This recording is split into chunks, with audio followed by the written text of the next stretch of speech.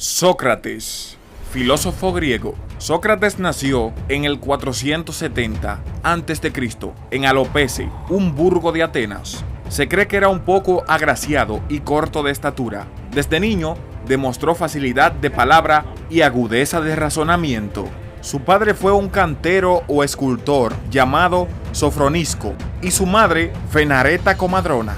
En principio, recibió una educación ordinaria al no pertenecer a una familia de clase alta. Antes de convertirse en filósofo, trabajó como albañil y picapedrero durante varios años junto a su padre. Formado en literatura, música y gimnasia, Diógenes Laercio, en sus vidas de filósofos, cuenta que Sócrates tuvo como maestros a Anaxágoras, Damón y Arquelao.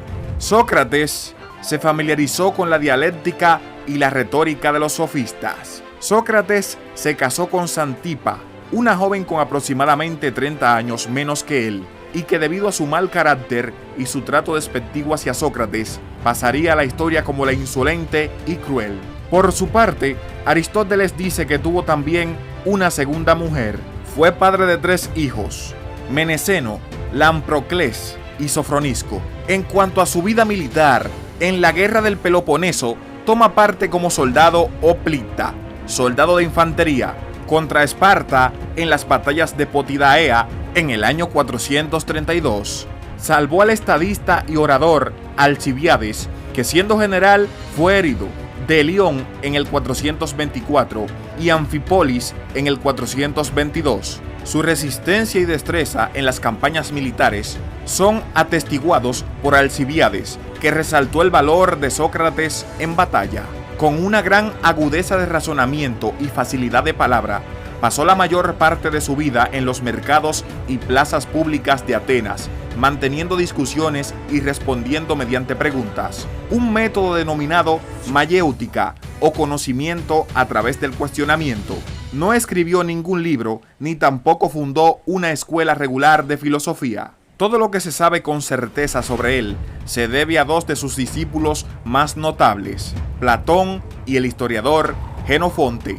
Su contribución a la filosofía ha sido de un marcado tono ético. La base de sus enseñanzas y lo que inculcó fue la creencia que una comprensión objetiva de los conceptos de justicia, amor y virtud y el conocimiento de uno mismo. Creía que todo vicio es el resultado de la ignorancia y que ninguna persona desea el mal. A su vez, la virtud es conocimiento y aquellos que conocen el bien actuarán de manera justa.